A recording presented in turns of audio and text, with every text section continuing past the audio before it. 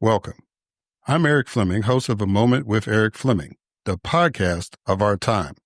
I want to personally thank you for listening to the podcast. If you like what you're hearing, then I need you to do a few things. First, I need subscribers. I'm on Patreon at patreon.com/A Moment with Eric Fleming. Your subscription allows an independent podcaster like me the freedom to speak truth to power and to expand and improve the show. Second, leave a 5-star review for the podcast on the streaming service you listen to it. That will help the podcast tremendously. Third, go to the website, momenteric.com. There you can subscribe to the podcast, leave reviews and comments, listen to past episodes, and even learn a little bit about your host. Lastly, don't keep this a secret like it's your own personal guilty pleasure. Tell someone else about the podcast. Encourage others to listen to the podcast and share the podcast on your social media platforms because it is time to make this moment a movement. Thanks in advance for supporting the podcast of our time. I hope you enjoy this episode as well. The following program is hosted by the NVG Podcast Network.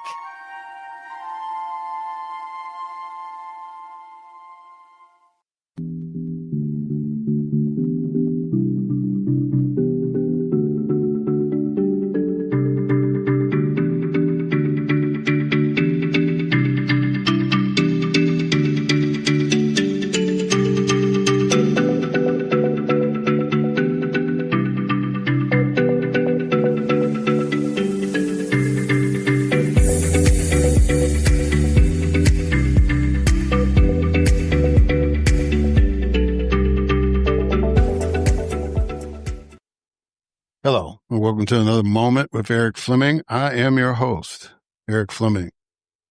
And today I have two young ladies on as guests. One is a lawyer and activist in the San Francisco Bay Area community. Well, I should just say Bay Area community. And, she has endeavored in a crusade, which caught my attention. And I think that you, the listening audience, will be also intrigued once you hear her interview. And then I have a repeat guest, somebody who followed the rules and came back on, who's a political scientist here in the Atlanta area, and come back on and talk about some issues going on locally and nationally. So this is going to be a great show. As always in my book, I'm very biased in that. And I hope that you all agree. We are still trying to get people to subscribe. We are still trying to get that 20,000.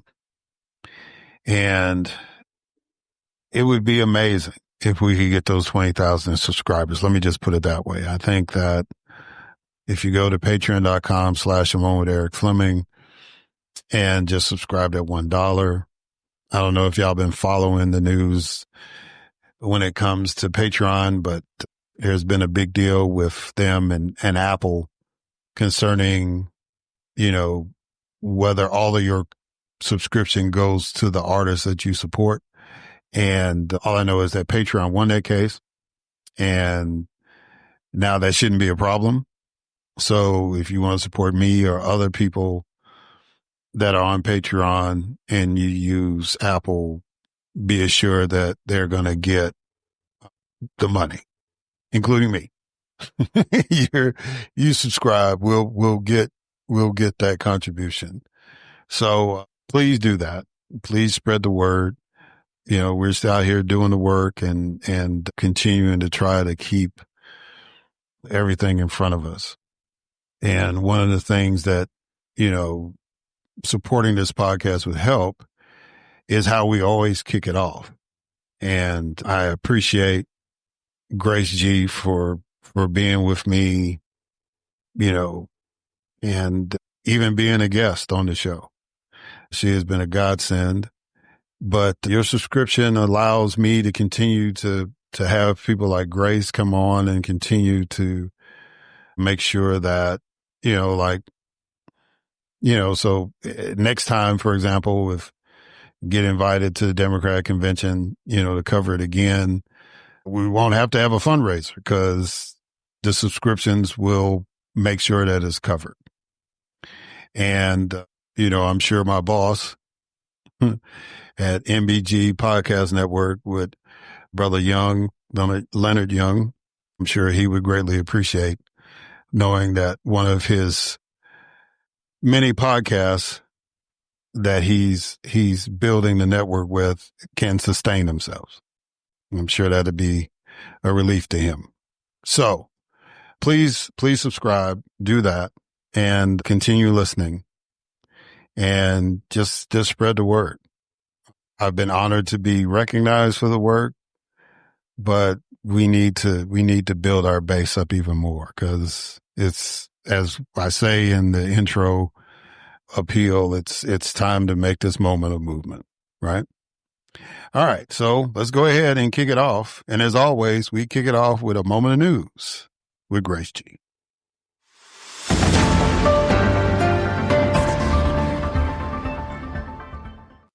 Thanks, Eric. India and Pakistan agreed to a ceasefire after 4 days of military exchanges. The U.S. and China agreed to mutual tariff reductions for 90 days. President Trump signed an executive order aiming to lower U.S. drug prices by aligning them with international rates. Newark Mayor Ras Baraka was arrested for trespassing during an incident at a federal detention center while members of New Jersey's congressional delegation were visiting. A Los Angeles judge resentenced Lyle and Eric Menendez, convicted of killing their parents in 1989, to 50 years to life under California's youthful offender law, making them eligible for parole. An Israeli-American hostage was released during a temporary Gaza ceasefire. Rumeysa Öztürk, a Turkish student detained for over 6 weeks after criticizing her university's response to the Gaza conflict, was released on bail. Wisconsin Judge Hannah Dugan was federally indicted for allegedly aiding an undocumented immigrant in evading authorities. A federal judge temporarily halted President Trump's large-scale government restructuring efforts due to a lack of congressional authorization. Democrat John Ewing Jr. became Omaha, Nebraska's first black mayor. President Trump dismissed Librarian of Congress Carla Hayden, citing her promotion of diversity and inclusion policies.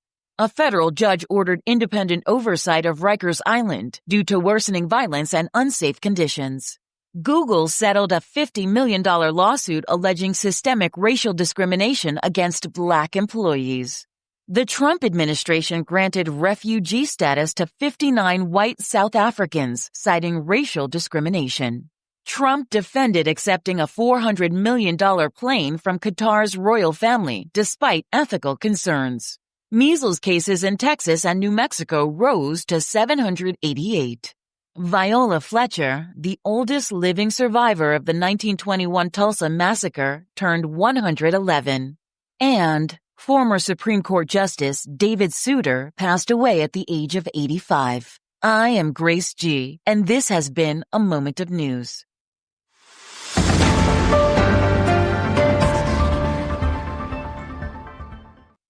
All right. Thank you, Grace, for that moment of news. And now it is time for my guest, Misasha Suzuki Graham.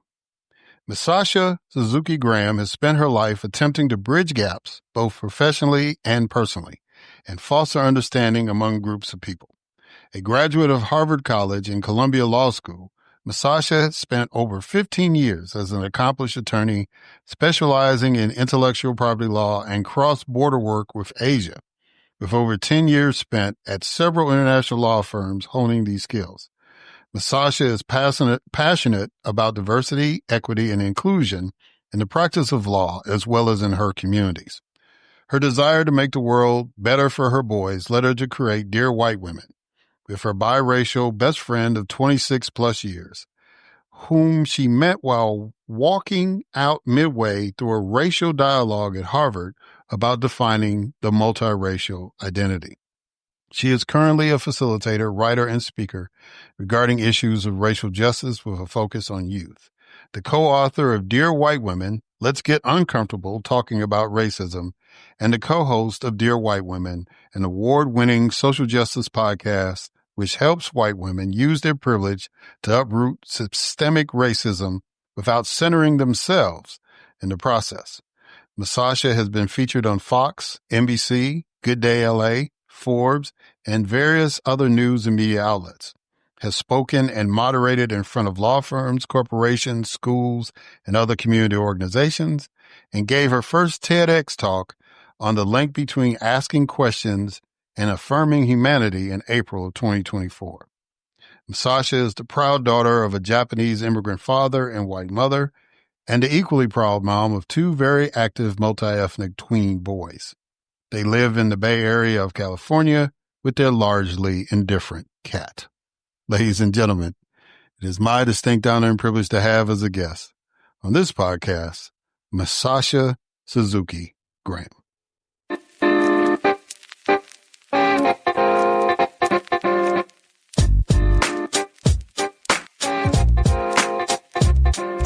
All right, Misasha Suzuki Graham. How you doing? You doing okay? I am. Thank you so much for having me here. How are you? I'm doing fine. Like I said, I'm honored to have you on because you caught my attention with this crusade that you're on. And so we want to get into that and kind of talk about, why you started that and what you see happening as we have been progressing into this new era, I guess, for lack of a better term. So what I like to do is I like to get everything started with icebreakers. So the first icebreaker is a quote. And the quote is, "Those who stand up for justice will always be on the right side of history." What does that quote mean to you? Mm. Well, as the granddaughter of a historian, history teaches us a lot. And I think that one thing that it teaches us is that, justice for all. I always think about the concept of all of us or none of us, right? I think we're all so tied together, and justice for all of us means literally that, justice for all of us. It's not justice for some of us or the justice that we like. So I think when you're fighting for that, when you're fighting for justice, you're fighting for humanity, right? And that is always going to be the right side of history. Yeah. All right. So I need to give you a number. I need you to give me a number from between 1 and 20. 7. All right. What do you consider the best way to stay informed about politics, current events, health, etc.? So I'm a big fan of newsletters. I like to read my news. I mean, I love newspapers too, but I like newsletters. I don't like watching the news, which, angers my mother to no end that I'm not watching the news shows because she wants to tell me all about them. And I cannot listen to some of that. So I like to read newsletters. I have a couple that are sort of curated and I can see the headlines and then I can decide if I want to read more about it. But that's how I normally get my news. Okay. All right. So I talked about this crusade, and the crusade is called Dear White Women. So how did the Dear White Women journey start for you? So I got to take it all the way back, right? Because I am the daughter of a Japanese immigrant father and a white American mother. So growing up in my household, there was no one perspective on anything. And a lot of what I did growing up was trying to figure out where I fit in, having all sorts of conversations about race and identity, and also sort of moving through different circles because of who I was, being, multi-ethnic or biracial. I was not white enough. I was not Asian enough, or I was too Asian or too white. And so spending a lot of time thinking about my identity. And, I went to law school. I became a lawyer largely because of the incarceration of Japanese Americans and the treatment of historically marginalized people, but also people whose voices were not heard in the legal system and throughout history. And I thought, well, that sucks and that's wrong. And so someone needs to do something about it. So I'm going to do something about it. And then, 10 years or so into my legal career, I got married and I had 2 boys. And that's really when everyone says, right, your priorities change when you become a parent. And that was 100% true because my husband is Black. So my boys are Black, Japanese, and white. And we live in the Bay Area of California. And in the circles that we were in, circles were very white. And what I learned from those circles was that I've learned this my whole life, especially circles full of white women, is what's said in those circles, what's not said. And then the third part that no one says out loud is what's being said when those circles full of white women believe that there are no non-white people in that space. And I happen to have a best friend from college who is also Japanese and white, who experienced the exact same things that I did, who became a mother as well.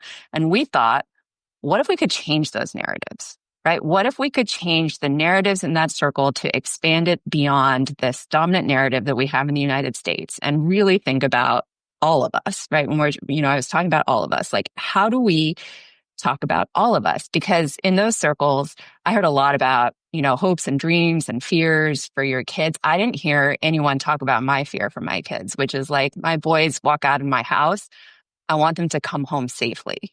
It's really simple and it's really hard. And at the same time, right? Because now they're 12 and 10 and they've gone from cute to aggressive in the eyes of society really quick. That was not a common fear. But what if we could understand those fears? What if we could find those moments to really talk to each other and think about, like, what is the world that we want for our children? What is the world that we want for each other? And you started with that quote about justice and how do we find equity and justice and inclusion? And if we're not talking about it, then we're not going to find it. So, that same best friend and I embarked on this journey to kind of, let's make this conversation as big as we can. Let's have a podcast. Let's write a book. Let's talk to groups of people about it. But let's just keep talking about it and continuing to make this conversation bigger, because it really is about all of us. It is not just about, me as the mother of Black children. It's about our community, our society. And, now we see this writ large, right, in our nation as well. Yeah. So in this book that you co-authored, Dear White Women, Let's Get Uncomfortable Talking About Racism, you stated that white privilege is both a legacy and a cause of racism. To understand and change anything in the realm of anti-racism, we need to start there. So let's start there. What is white privilege and why is it a legacy and a cause? Yeah, I mean, I think, and when people, I have been asked to not use the word privilege, or that white privilege is sort of a triggering term. And I, especially as an attorney, I have like really difficult time with not calling the thing that it is, right? Because, it exists. And I think people feel a way about white privilege because we haven't been talking about it. And I think what it is that being white has never cost you an opportunity to do something, to be seen as anything else but sort of the dominant narrative. It has never worked against you. And I think that a lot of the pushback I hear is, well, I grew up poor. I'm white and I'm poor. So like, clearly I don't have white privilege, or, and I think that conflates like race and class, right? Because those are two very important things and two very big factors in our American experience, but they're not the same. And so it still exists. It is a thing tied to race. And I think that if you look at how our country was founded, right? And we're doing that a lot these days because we're looking at the Constitution a lot, but the Constitution was written by and for white landowning men. And so that is part of the history of our country, right? And we fought wars about this. The Civil War was about the white privilege and the ability to own slaves, and can we own other people? And that persisted, and it has persisted. And the longer that we have it, that we try not to have this conversation, right? That we try not to explore, how has that held us all back, right? Not just non-white people, but white people too in this country. Like, how has that hurt everyone? Then if we're fighting about what the word is, then we're not going to get to any sort of change around that. Yeah. Yeah. I was taught that triggers develop from guilt and pain or both. And so when somebody white says, well, when you say privilege, that's a trigger to me, then it's like, so either you have some pain from being a white person or you have some guilt from being a white person.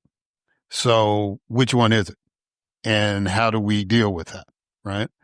And, I think it's unfair for people to try to box you in and anybody that wants to have the conversation, because in order for us to get to a point of healing, in order for us to get to a point of progress, we got to have the tough conversations. Do you agree with that? Mm-hmm. I do. I mean, I think I mentioned as the granddaughter of a historian, he was specifically a Civil War historian. And, I think about all the conversations and the reckoning we didn't do right after the Civil War, which you can kind of draw direct through a line to where we are now because we didn't do any of that. And I feel like, and then I think also about sort of that next generation, right? Like our children. And I spend a lot of time in classrooms and I have conversations with kids where we talk about racism and privilege and white privilege. And no one feels a way about that. Like these kids are great and are very, and you were talking about sort of the guilt or the fear or the triggers and they don't have those. And then I talk to groups of parents and I will have a parent tell me, a white parent, I don't want to talk to my kids about racism because I'm afraid of how it will make them feel. And when I hear statements like that, and they have said it to my face, and then we have a conversation about the privilege inherent in that statement, but also that is about the fear of the parent, right? That is not about what they feel their child will feel. That is about the fear or the guilt that the parent feels in having that conversation. And so I think that you're absolutely right. And, how we think about this and how we think about this, what we want for that next generation too, is really important when we're having this conversation around reckoning and how we heal. So when you're talking to adults, is denial the biggest resistance you face in the work that you do?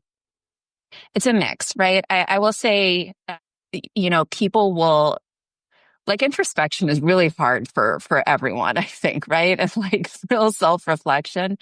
I think people don't understand.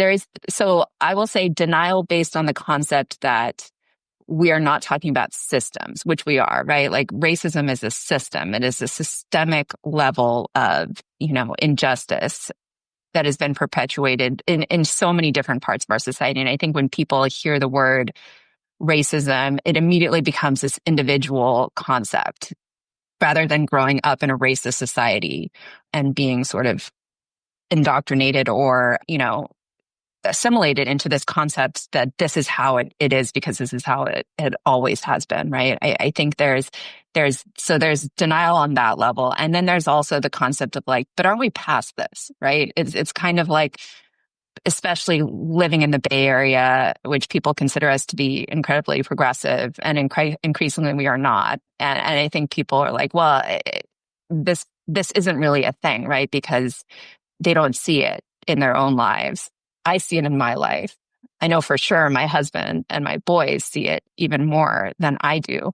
And so I think there's sort of this concept of like, we're in this post-racial society. We had a Black president. And I think that people right now are waking up to the fact that actually we are very, very much not in that post-racial society. But I think that's been a lot of the pushback as well. Yeah. So how do you handle the criticism when someone challenges you as being woke? Mm.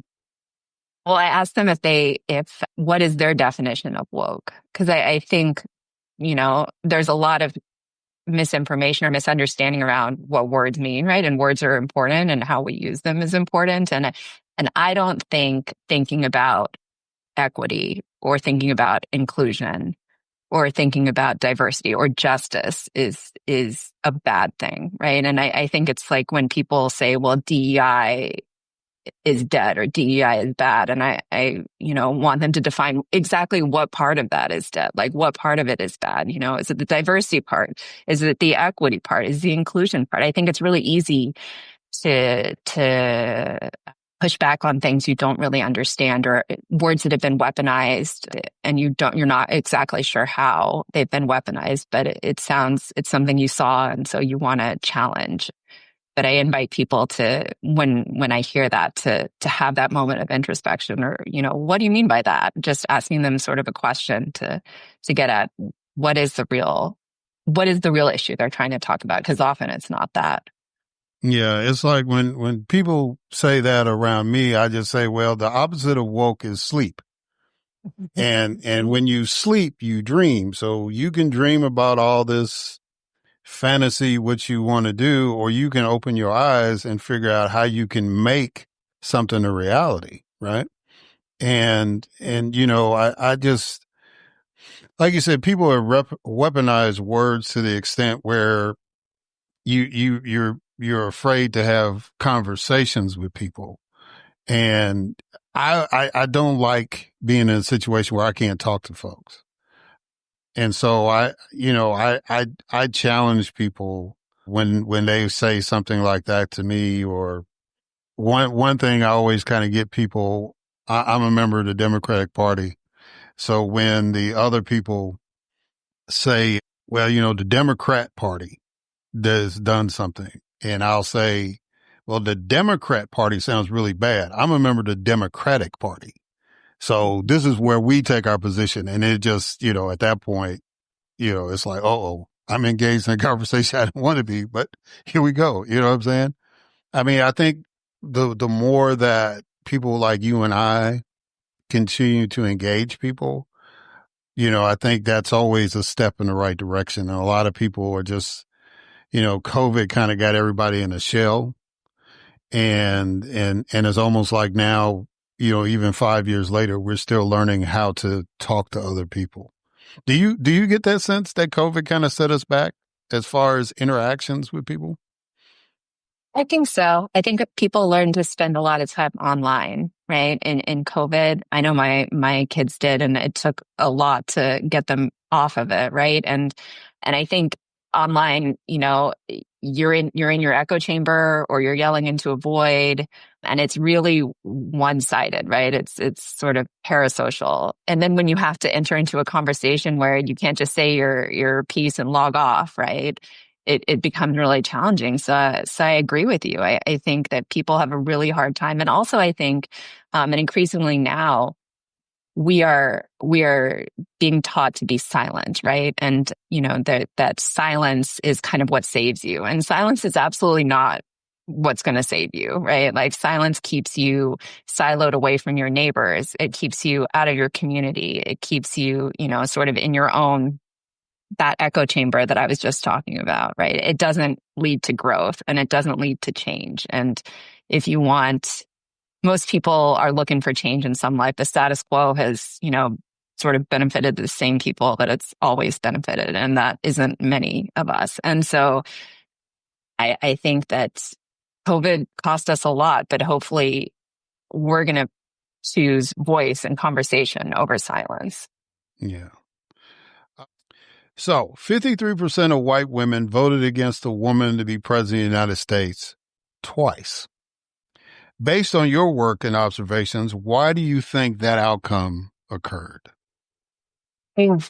How much time do you have?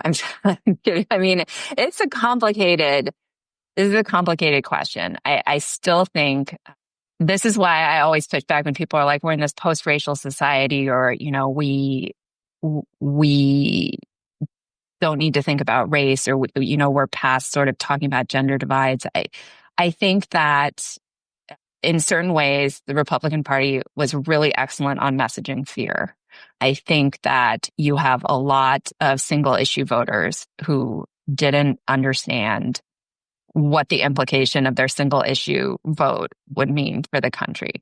And I think you still have racism on a large level. I do think you have many factors at work, including people who felt that probably the same people who would deny that white privilege exists, who still, use that. And I am also a Democrat, and I saw how effective the Republican Party was at weaponizing that as well. And yeah, I think that we still have people who vote against their self-interest and do it for a whole host of reasons, be it I'm going to, vote my family party line. I'm going to vote on this single issue. I don't like her, or, for whatever other reason. But it was extremely disappointing but not surprising, if that makes sense. Yeah, I think I was a little more surprised this time than the first time.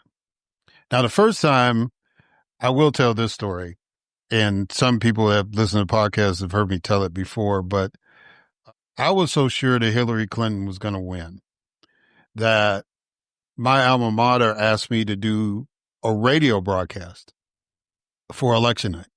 So I came dressed for radio. I had like a t-shirt on, some jeans, and I, showed up, and, we're sitting watching the results come in, and then, it wasn't going the way that we thought it was going to go.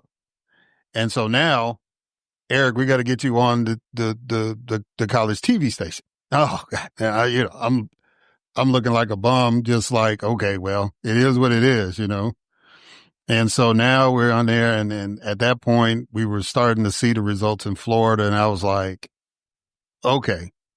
So, but me being a political scientist, I kind of looked at it like a political science major. Please don't let me insult my colleagues who actually are political scientists, but, it was like, okay, well, Americans have been voting for either a Clinton or a Bush for like 40 years at that particular point. So I said, well, maybe it was just the name, her favorability ratings were not really high. Okay. And, people were like, well, we'll try something new out. But this time, after going through a term with this president, and now, and then he got voted out. Now he's running again, and he's running against the sitting vice president of the United States, who is clearly more qualified, who is clearly more articulate, who definitely was a better representation of what America looks like. And the same coalition, I say, that voted against Secretary Clinton, voted against Vice President Harris. So now I'm like, yeah, it's some more than, what normal analysis trying to find it.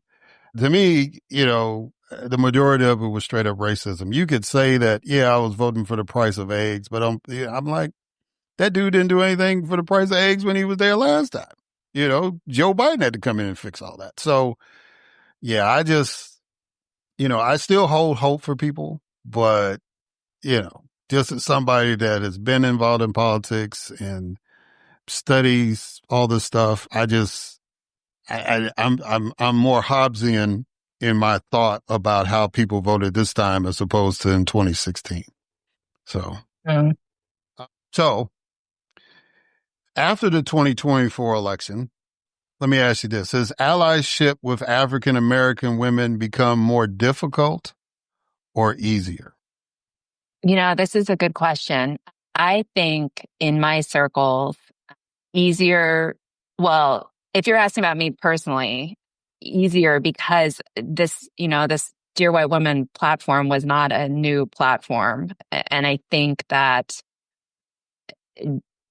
it's very clear how I feel and how I'm going to use my voice and how I'm going to be fighting past like all of the labels and all of the stuff that's being thrown at us, and still going to fight for everyone. And that means that I also recognize that the fight is harder for people, who, like, I'm fairly privileged in this fight as well because of what I look like and because of the circles I can move in. And I always will be fighting for those who show up with less privilege, because that's part of what I said I was going to do as an attorney. And that's what I do in my life too, because I want my kids to know that every day I fought for them And like when we look back at this time period and they're gonna be like, what were you doing? I'm gonna be like, yeah, I sat there every day fighting, and so I think on that level, because people know who I am,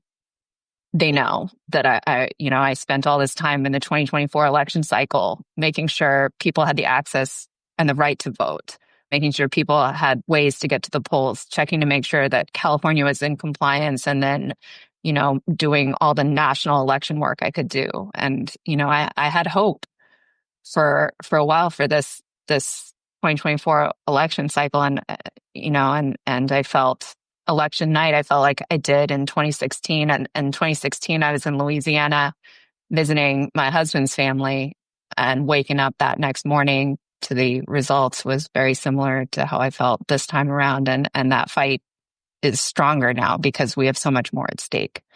So that's kind of a long answer to your question. I think it's stronger, but I also understand anger in the community, right? And how that can and should play out too. Yeah, it's because you have a very, very unique view about what's going on in the communities, and I think the fact that your credibility has made it easier for you to still move in circles. I think there were a lot of people who were activated in 2024 that had not been. And, and now that they've been activated and they've been disappointed, they're out in the streets and they're like going, hey, we need y'all out in the streets. And them sisters are like, yeah, no, we're not going out with you because, y'all Johnny come lately to the thing. But I believe because you've been doing this work for a while, I think it's easier for you to have that credibility and for people, if you ask them, hey, I need your help, that they will participate. But I'm a little concerned that we don't really have the leadership that's ready for the movement. So that means new leaders have to emerge. What have you seen in the circles that you have traveled as far as new leadership stepping forward to deal with the issues that you deal with, specifically with Dear White Women, and just overall as far as the political conversations? So I think you're absolutely right that whatever has been going on, especially the leadership that we've had previously, is not working in terms of moving us forward or even sort of visibly, fighting back. Or, I think about this on national level a lot. But I think at the same time, and I was literally just right before this recording having a conversation about this very thing. It is in flux though.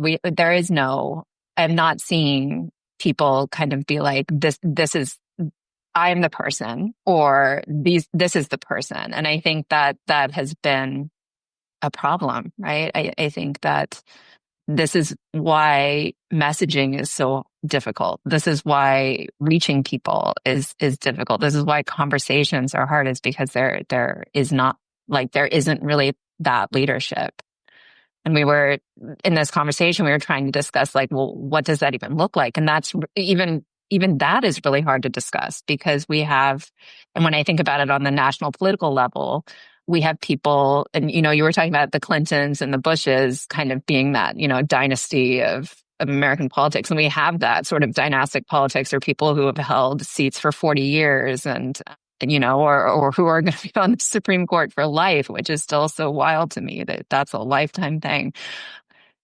So change is really hard. And I wish I had a better answer for you. I just haven't seen leadership sort of step up. And I feel like especially on the political side, people are like, oh, well, we've got 2026 to, look forward to. And like, do we though? I mean, because if we're waiting till, starting to run another election cycle, we may not be running another election cycle. Like, we are in a really precarious position when it comes to our democracy. So as far as I'm concerned, we should have been doing this yesterday, but like, we're still not there. Yeah. So let's close it out on something positive. What gives you hope? What gets you up in the morning to keep doing the work that you're doing? Kids.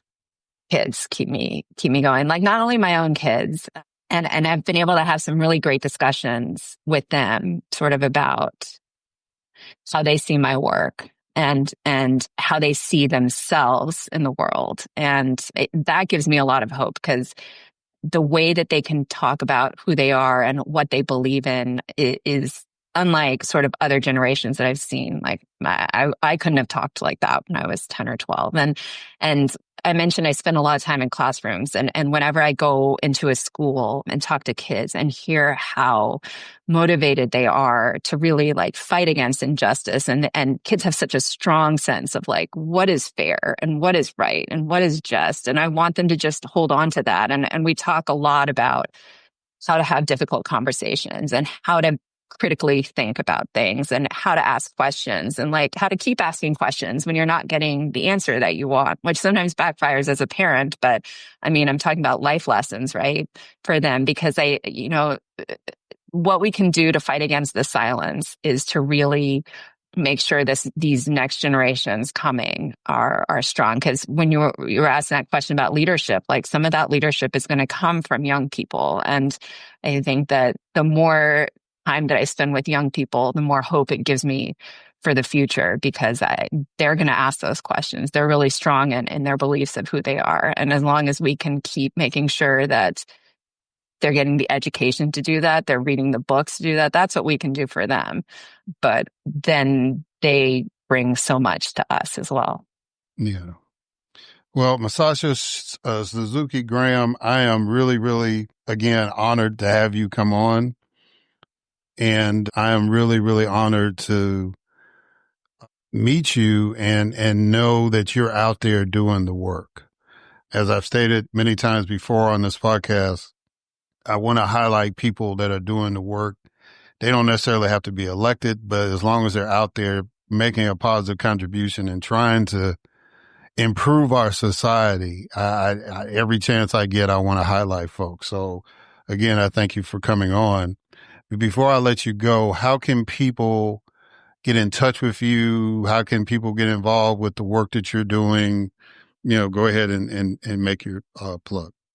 Well, Eric, thank you. This has been a real honor and a joy to have a conversation with you. And I feel the exact same way about you. I love meeting and talking to people who are fighting for all of us. So thank you. As far as where people can find me, I'm not on many social platforms. I am on LinkedIn, so you can find me there. It's just my first name, Misasha. I have a newsletter called Get Up 8, where I try to thread the needle sometimes between law, history, hope, and humanity. And as far as Dear White Women, if you want to find out more about that work, we have a website, dearwhitewomen.com. And where can people get the book? People can get the book pretty much anywhere books are sold. Our favorites are Bookshop or local bookstores, though. So if your bookstore does not have it, please ask. All right, Misasha, thank you so much for coming on. I greatly appreciate it. Thank you for having me. All right, guys, we're going to catch y'all on the other side.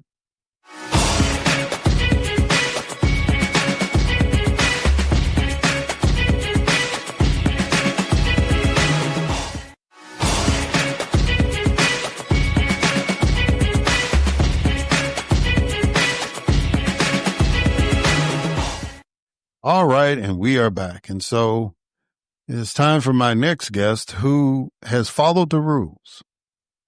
And the rule is that if you've been a guest on my show, you have an open invitation to come back. And Dr. Tammy Greer has adhered to that. And so she is on for another appearance. And I am so glad that she was able to do that. Dr. Greer currently serves as a clinical assistant professor and director of the BIS Social Entrepreneurship in Public Management and Policy Department in the Andrew Young School of Policy Studies at the Georgia State University. She has a bachelor's degree in criminal justice and master of security management, both from the University of Houston downtown, as well as a PhD in political science from Clark Atlanta University, with focus areas in American government, including state and local government, urban politics, comparative politics, and international politics. She has served in numerous capacities in the private sector as well as the public sector, including as an educator. Dr. Greer's interests include community and civic involvement, focusing on how policy and the lack of equitable public policy impact historically underserved communities. She advocates for consistent civic engagement in voting, especially in non-presidential elections, which means voting for all positions on the ballot. Dr. Greer has served as a board member on several organizations, including Georgia Women Connect, Media Policy, and the community chair working to create community garden in an urban food desert community. Dr. Greer has been interviewed in numerous state, nationwide, and international media outlets, including CNBC, Canadian Broadcasting Company, NPR, Washington Post, WGN, Christian Science Monitor, and the Atlanta Journal-Constitution regarding politics and policy. And she is the author of the forthcoming book, Checks Without Change, Moving from Protest to Policy. Ladies and gentlemen, it is my distinct honor to welcome again on this podcast, Dr. Tammy Greer.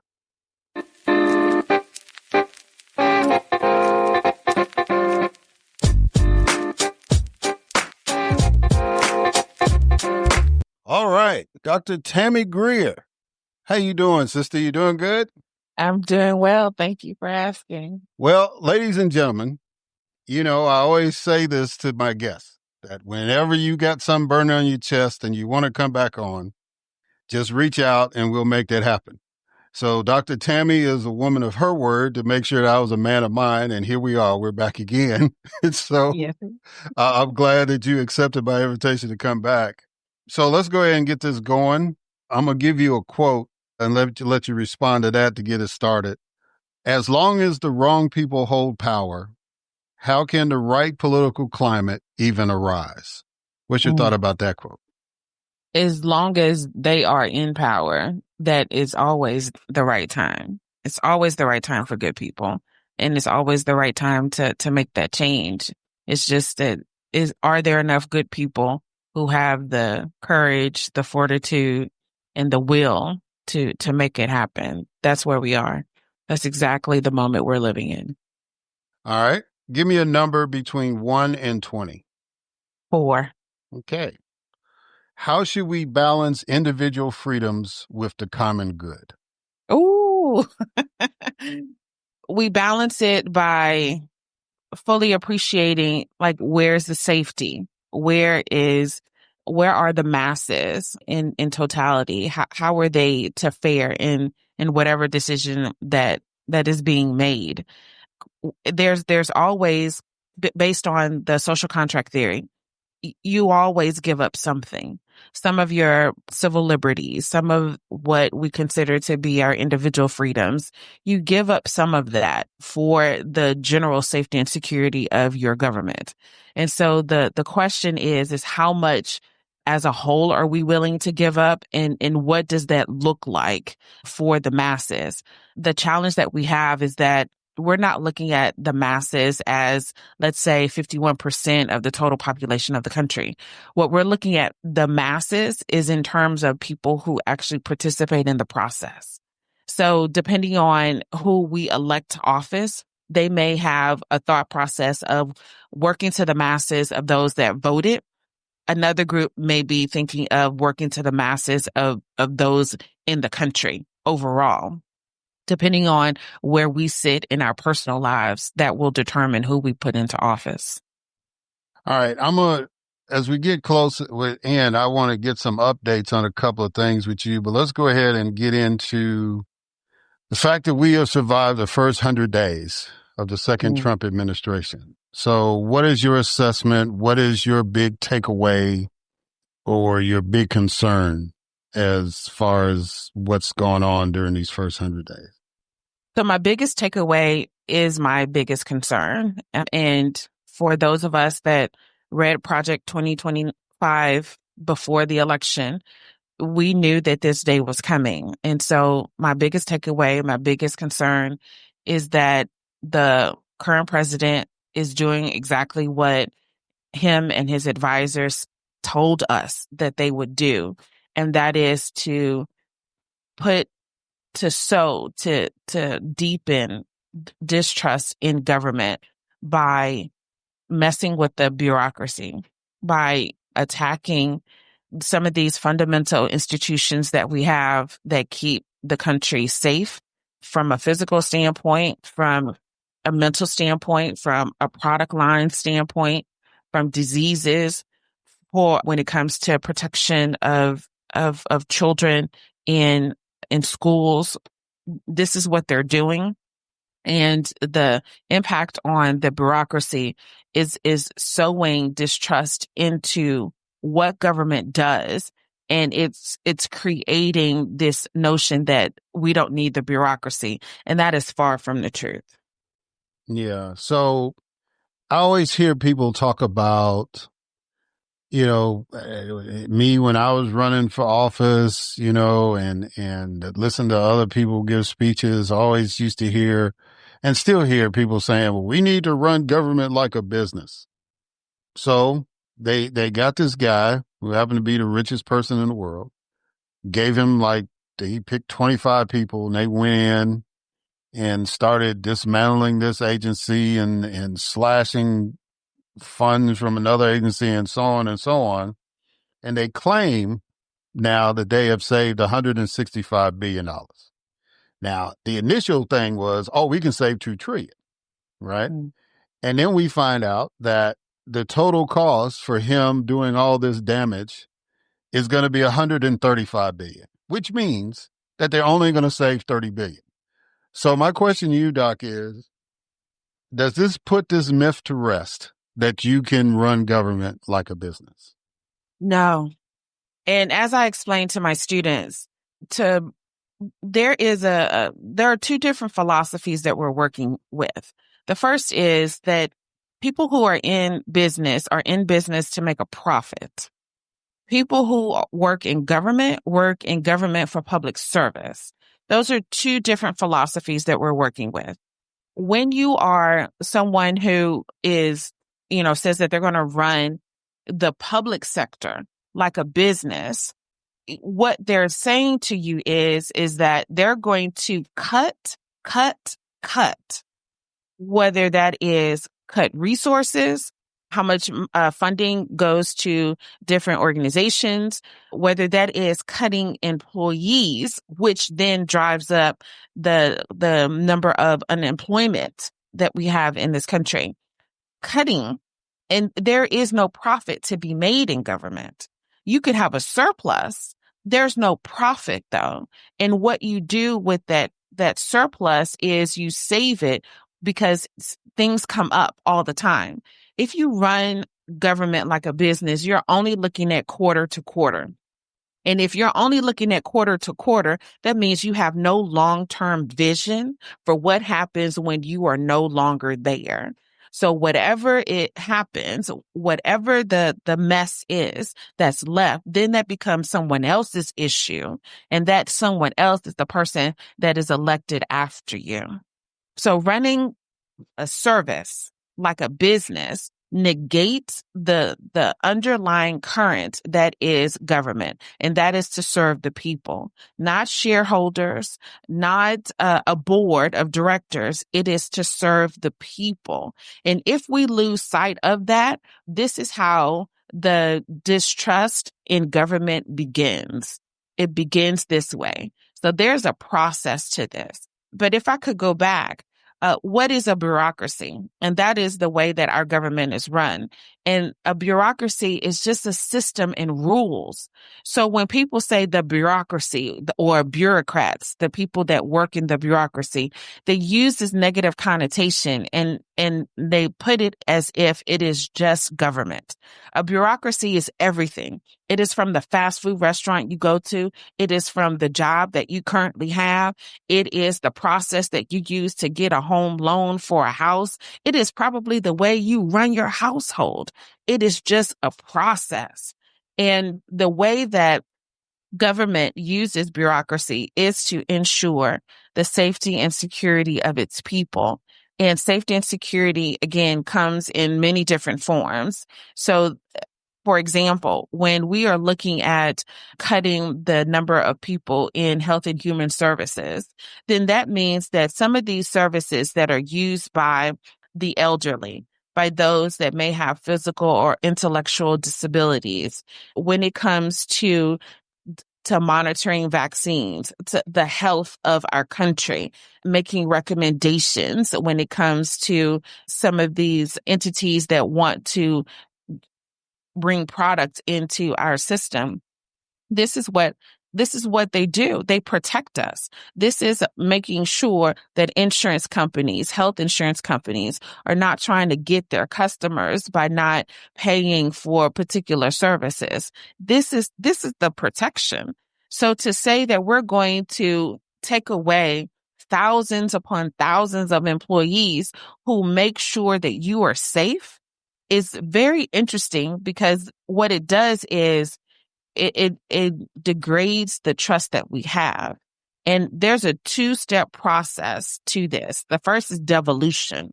And devolution is a way where whatever the executive is will start taking away the responsibility of that bureaucracy and saying that, okay, either I can delegate that responsibility to someone else, or I could combine services together. So if you have, 50 departments in the Department of Health and Human Services, and then you reduce it to 25, well, you're doubling the work of individuals. And so then that creates inefficiency. And if you have inefficiency, then that therein lies the people that fall through the cracks, because you don't have as many eyes on those particular services and processes as originally intended.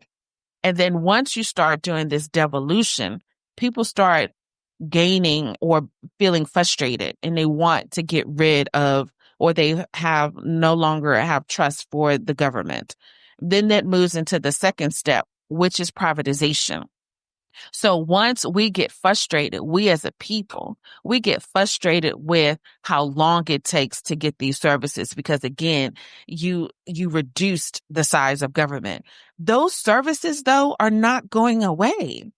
Those services do not go away. What happens is that the people then get frustrated with the inefficiency of government because of the dismantling of government, and then pushes those services to the private sector. The private sector will follow some of the rules. At the same time, the private sector will not take that through line all the way the government does. For example, folks get frustrated with United States Post Office, and you can get frustrated with them.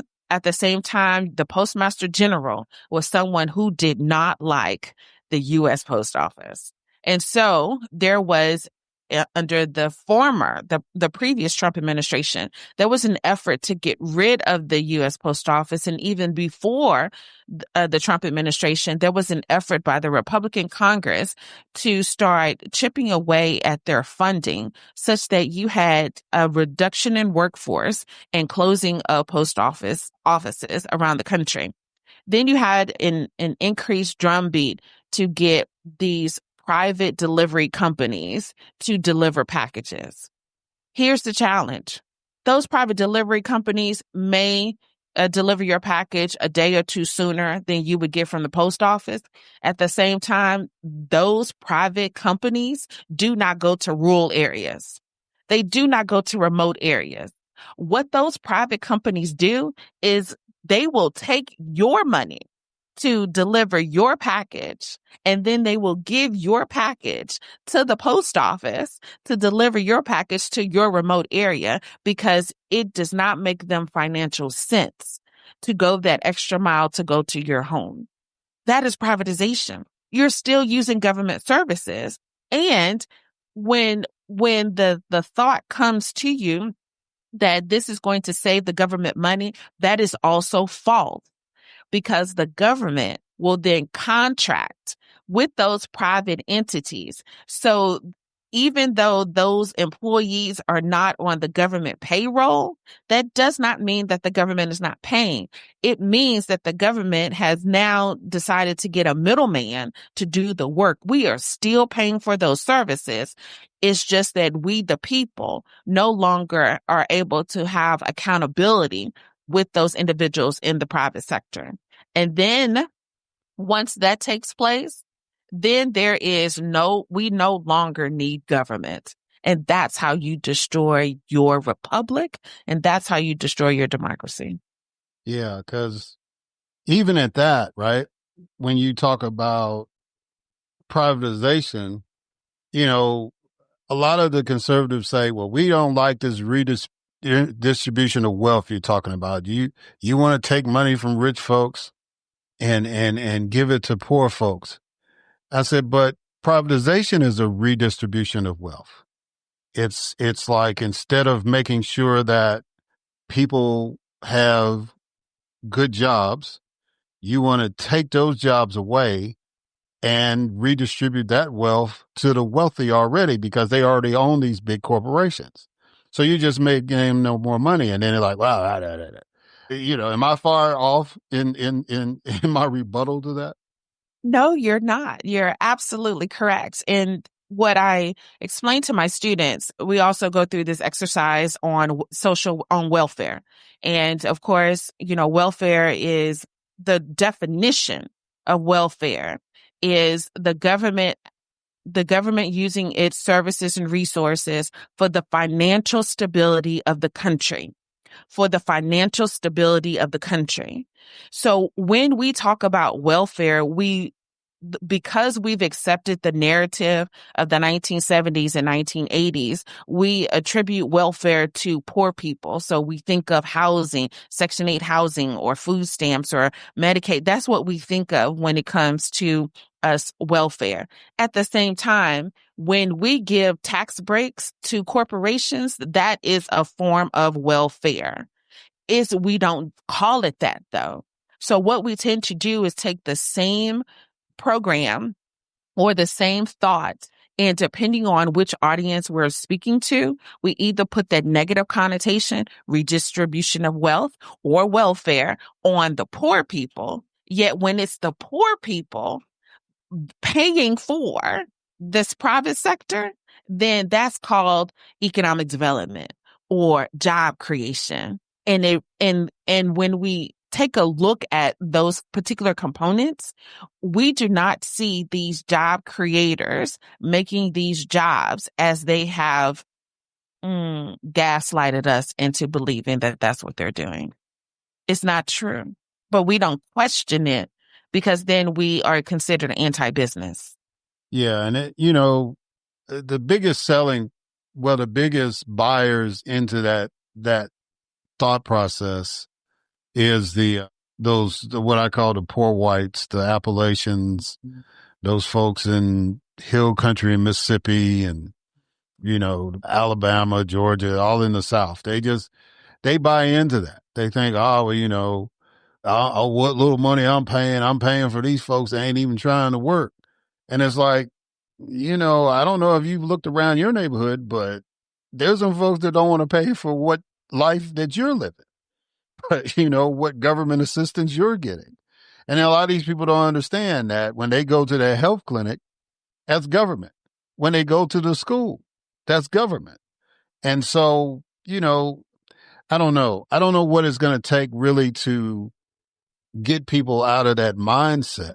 But one of the things I used to tell folks about being in the legislature was that we have two options anytime a bill comes forward. The preamble sets the guidelines for legislation. Either this bill is going to protect individual liberty or it's going to promote the general welfare. The magic bills are the ones that protect both, right? And so, like you said, people have this negative connotation on the word welfare. I said, that is the primary objective of government, as stated out in the preamble, to protect liberty, promote the general welfare, and to provide defense. Those are the three basic tenets of government set in the first paragraph of our governing document. So if you don't like welfare, then that's a third of the government responsibility that you don't like. And that poses a problem. And I think that's where we get caught in the weeds a lot of times in our political discussions. Mm-hmm. I agree. All right. So speaking about bureaucracies, right? We got this big one called the Department of Homeland Security. Mm. And I got a couple of questions I need to ask you about what they're doing. So the first question is, what message is the Trump administration sending when a judge and a mayor are being arrested concerning immigration? What they're saying is that they're taking the position, which is a fair position, that the federal government has the responsibility over immigration and its borders, which is true. At the same time, the separation of powers, or, federalism, where you have the federal government coming into local government or state government to interrupt their proceedings when they are not violating the Constitution, is a challenge. So the interfering with the court, or even with the duties of a mayor, if they are not violating the Constitution, then what is the foundation for the arrest? And therein lies the question. So the judge, it was noted that she did her proceedings as she is supposed to do. And the warrant, the so-called warrant that was provided to her, was not signed by a judge. Thus, she had no obligation to follow what was in that warrant. The thing that the Trump administration is doing is intimidating state and local individuals into acquiescing to whatever it is that they want, regardless of the legality. And part of this tactic, this bullying tactic, is to stoke fear on the bystanders, such that if the Trump administration comes to the bystanders, then the bystanders would have learned a lesson from these other public acts and retaliation tactics that the administration has taken upon other folks. Yeah. And obviously nobody in the Trump administration watches the show The Good Fight, because they literally had an episode where, Article 10 was in play. Whereas like these FBI folks wanted to arrest this woman who was a witness, and the judge told the witness to go in my chambers and, go in her chambers and all that stuff. And then they arrested the judge for that. And, they went through the whole trial. I said, y'all obviously did not see that episode. So good luck on that with Judge Dugan. Well, if I could also say, though, it's also very interesting, because these are the same people, depending on what the issue is, are pro states' rights. So if they are pro the 10th Amendment, it works whenever it's convenient for them. And that's part of the interesting dynamic right now, is that now that these folks are in federal government, they want all this power that the federal government can yield.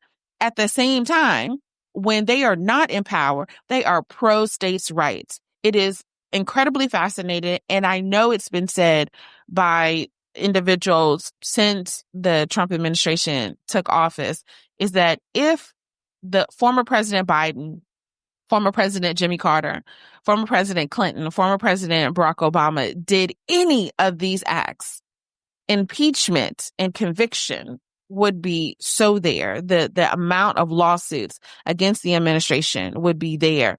News outlets would be calling them tyrants and wannabe kings and dictators and so forth. Yet this administration is doing harm to how we view our federal government, which creates fear in our states. And really, it's interesting to see the chipping away of the 10th Amendment to the Constitution.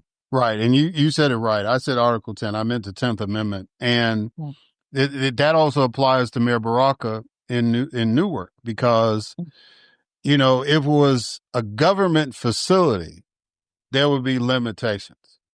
But it is a private company that is doing business in his city. Now, you may have a government contract, but you're a private business in his city. And so there are certain rules that you're supposed to adhere to in the city of Newark. And his job is to make sure that those rules are being enforced. Now, he could have sent the fire marshal. He could have sent the health inspector. He could have sent, somebody in permitting. He could have sent anybody from city government to go down there. But he wanted to go down there, and especially since there were members of Congress showing up, he definitely wanted to go down there because you had told him before he couldn't come. And so now there's members of Congress there, so he wants to be there for that. It's just, and I said again, they don't have any sense of history. I said, of all of the mayors that you decided to arrest first, you arrest the son of one of America's real political prisoners, right? And I was like, really? Okay, you wanted to get him anyway. I needed to get you. I mean, they're tone deaf on that. And speaking about being tone deaf, right?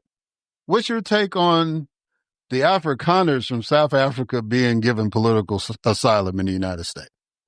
It's very telling, right? It's very telling. If we appreciate the history of South Africa and colonization and apartheid, the notion that when the Black South Africans are retaking control of their country, retaking control of their land, and really to stand for some of the discrimination and the segregation and the financial slavery that Black South Africans went through, the still notion of interracial marriage being illegal and the children literally are illegal, and all of this atrocity that one could argue, as you said, sir, if we know our history, why are we giving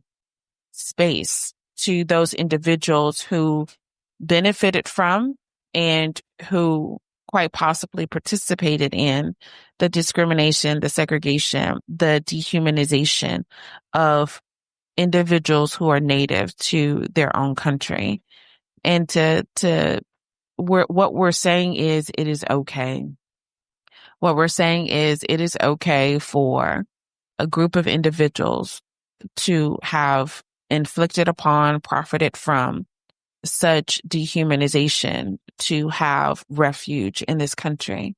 And that's very interesting considering the first Europeans that came to this country seeking solace for, political and religious persecution.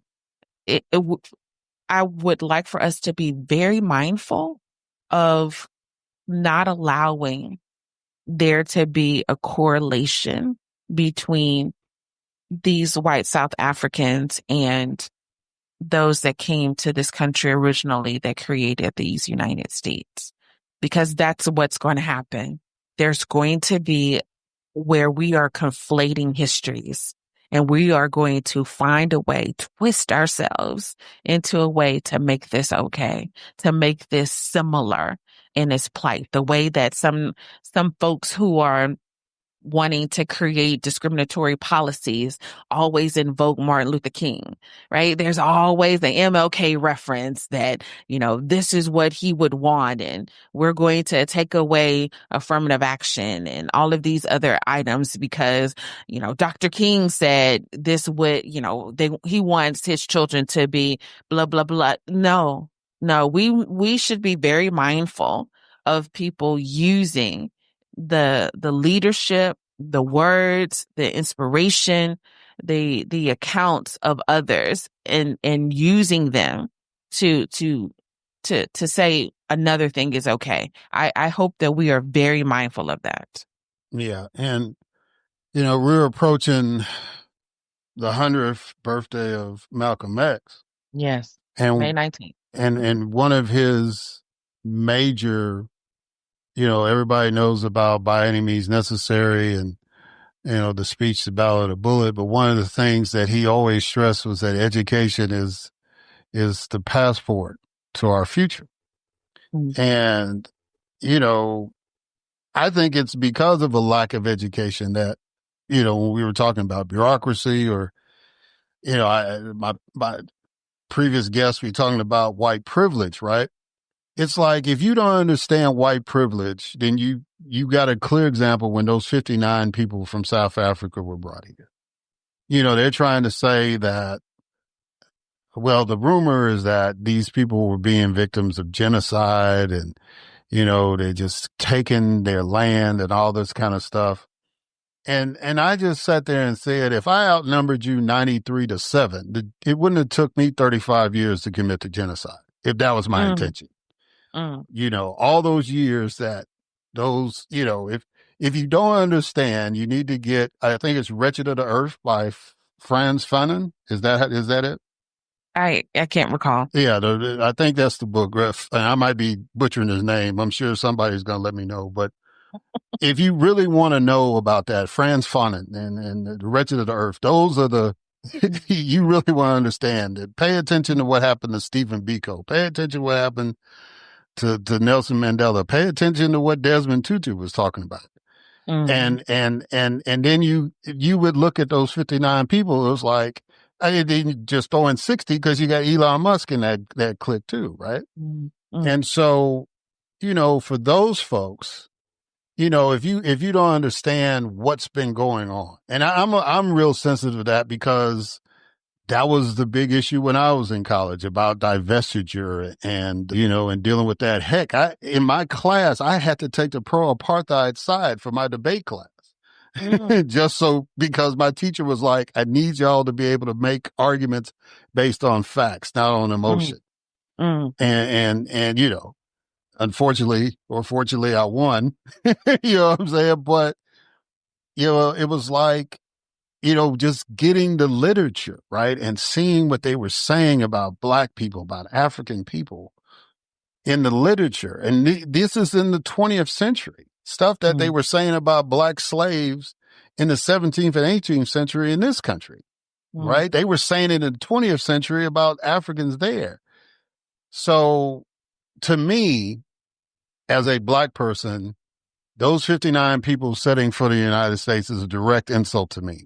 Now, I can't speak for any other Black person, but for me, it's a direct insult because I'm educated and I know my history and I know what your message you're trying to send. And I think it's a shame that you want to give these 59 people, and I think there's 500 more coming, but you want to give these people, asylum, but you want to take away the protected status from Afghanistani natives who helped our troops during the wars that we were there, the 20 years that we were there. These were people, you don't want to give them status. You want to take away the status from the Venezuelans. You want to take away the status from the Haitians. You want to take away the status from the Cubans. But you want to give these people special protection. That sends me a message. I but that's just me. That's what's burning on my chest. You want to add anything to that, Doc? You gonna let that ride? Well, it's also a way to increase the white population in this country. Since the white population is decreasing, it's declining. That's part of why abortion bans are so rampant through this country, is because the white population is decreasing. And there is a conspiratorial fear, to your point, that when the white population becomes the minority, that there is a conspiracy that all of these Black and brown people are going to get together and do to white people what white people have done to Black and brown people. And so this is why you see from certain countries, depending on what country it is in Europe, the free flowing of visas and easy access to green cards and citizenship that you get from those countries, as opposed to the ones that you just noted. I know the president was feeling the Norwegian thing, the first administration. He seemed like he was fascinated with them. But That's why he went to Greenland too. oh, yeah. But, and Canada. Mm-hmm. But, if he's dependent on these 59 folks, it's like he didn't pick the youngest ones. His Noah Ark is gonna be very disappointing. All right, look, let's get to some of this local stuff real quick while I got you, because I gotta ask this question, because Georgia is a national player in politics. So whoever is the next governor of the state of Georgia, that's going to be a national figure, and we can thank Stacey Abrams for that. And of course, we got a U.S. Senate race coming up. So here's the question: for governor, you have State Senator Jason Estevez, former Atlanta Mayor Keisha Lance Bottoms, Georgia Attorney General Chris Carr, former DeKalb County CEO Michael Thurmond, Stacey Abrams, and Georgia Lieutenant Governor Burt Jones, either running or contemplating a run. Now, that's for governor. For the U.S. Senate race to challenge Senator Ossoff, MTG, or Marjorie Taylor Greene, and Governor Kemp have taken their names out, but Earl Buddy Carter has jumped in. And if you don't know who Earl Buddy Carter is, if you're paying attention on TikTok and you saw this video where AOC put down a Republican member for accusing her of looking at the camera instead of talking directly to him, Buddy Carter was the dude trying to gavel her silent.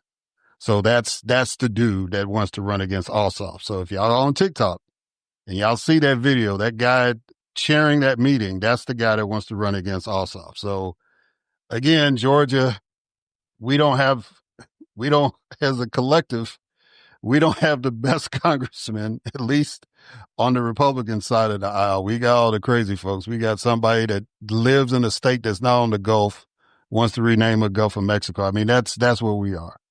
Anyway, I'm glad she's not running for the Senate. But anyway, what's your take, Doc, on these races and how it's going to play out and its importance? So my take on it is that while I appreciate some of the pushing of particularly the Democrats, there has not been a statewide Democrat elected to office here in almost 2 decades. It's a very long time. I want to say Michael Thurmond is the last one we've had. The last one, right? The last one. And so I'm curious how folks here in Georgia like to see optimism versus what is reality, or even folks that are looking at Georgia, the optimistic view versus the realistic view. The realistic view is that we will not get a liberal to win in Georgia. It's disappointing to say to some. At the same time, it is what it is. And the reason it is what it is because not because of the population of Georgia, is because who votes in Georgia. And we confuse those two populations, that the overall population, may be racially diverse, may be economically diverse, may be all of these things that we aspire, that is the canary in the coal mine in the former Confederacy. At the same time, the people who are voting, it is a skewed population from the overall population. So we want policy to move forward. We want these things. At the same time, someone who identifies as liberal will have an extremely challenging time to win the entire state outside of Metro Atlanta. And I think that that's something that we as a whole, those of us that are politically sophisticated, who are in the know, who follows these things all the time, that is something that we have to grapple with, is that either we start talking to the irregular voter, to non-voters constantly in realistic terms, in facts, and talk about consequences and impacts. If we start talking to those folks, then you could probably have a more liberal person to win statewide in Georgia? Right now, the answer is no, because of the population that votes. And if we could, move the needle, we can move the needle. We can move the needle as far as we want to move it.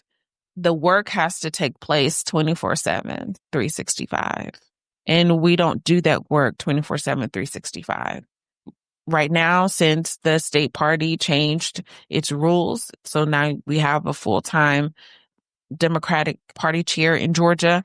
So that means that this person can fundraise and hopefully be more strategic about some of these races and consider being competitive in light pink or, whatever counties, because to me, there has been a consistent decline in the state party's willingness to be competitive in some of these seats, right? So, I akin my thought process to Howard Dean when he was the National Democratic Party chair, and why not have 159 county strategy in this state? Why do you just give up some of these seats to Republicans because historically Republicans have won? Well, historically they have won because you have opted out of participating. One could argue that Lucy McBath should not have run when she ran for her original district. Why? Because the Republicans had that seat for since 1978, almost 50 years now. So what was the point of her competing in that race? The acquiescing of this, the pushing back, to say that I'm not going to compete because no one has won that seat in over a decade. That kind of defeatist posture is where Georgia can get so close yet so far, because there has not been, as the young kids say, being 10 toes down and standing on business and saying, you can see the need for certain things in Georgia. This whole notion of, number one, being hyper partisan, especially in spaces where you have not been visible, does not make sense. It does not make political sense if you want to win. And perhaps that's my biggest question. That is probably my question for the rest of 2025 and 2026 and then 2028. Do you really want to win?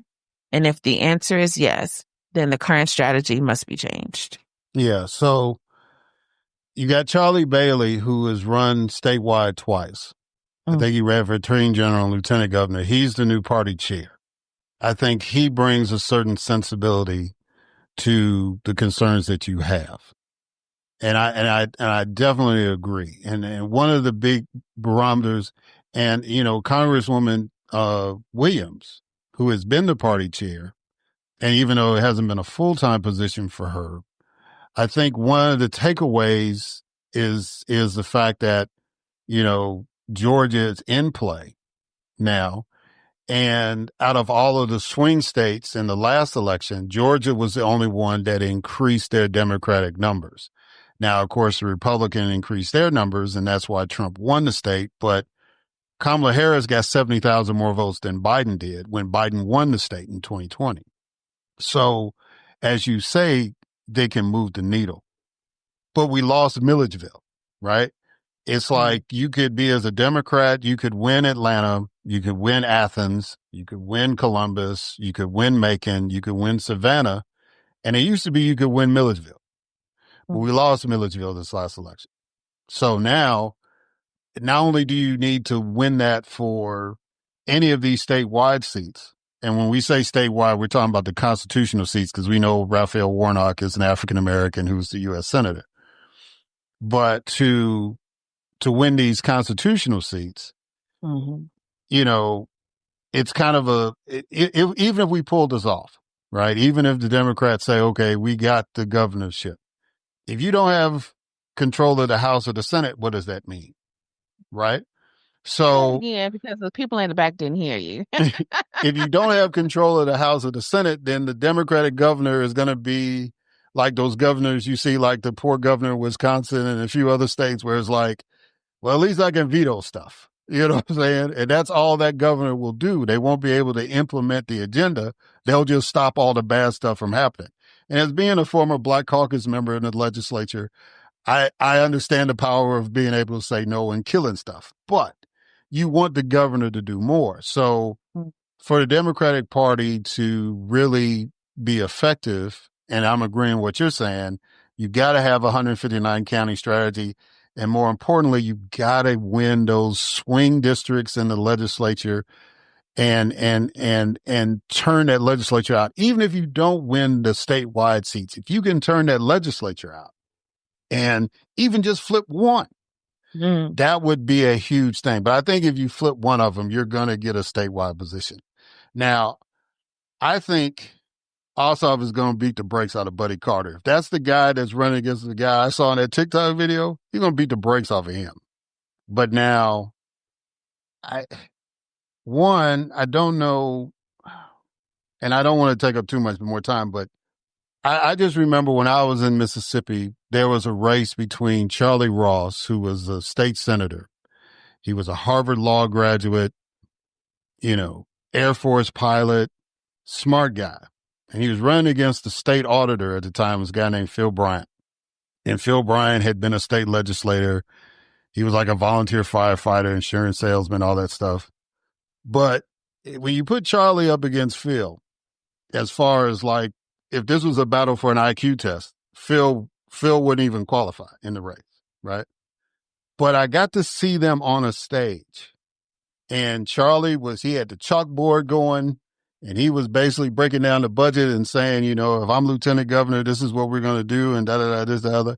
And then Phil got up there and started walking in the front of the stage like he was at a concert. He was saying, hey, y'all, I'm a good old guy, and yada, yada, yada. Started talking at the end, and he beat him.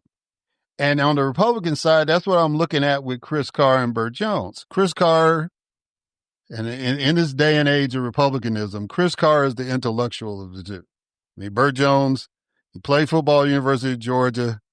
He got in a barn and said, I'm going to get rid of your income tax. And he won. Now, Georgia still has a state income tax. Mississippi doesn't, but Georgia still does have income tax. So just to put that in perspective.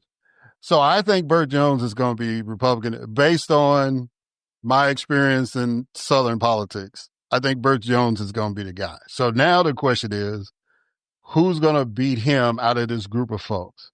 I don't think Stacey Abrams, I think people have lost the flavor for Stacey to be at the front of the ticket. I think they still want her to be the organizer and the person making sure that people get out to vote. I think people will always be grateful for her for that. But I think her at the top of the ticket, I don't know. Keisha Lance Bottoms, mayor of the largest city in the state, did one term, had to deal with police protests, COVID, fighting the governor. I don't know if Georgia's going to elect a woman because we're still in that mindset, which leaves then Michael Thurmond, the last man standing as far as the Democratic constitutional officer, and Jason Estevez, who is an Afro-Latino. So I don't know. I want to be optimistic about it.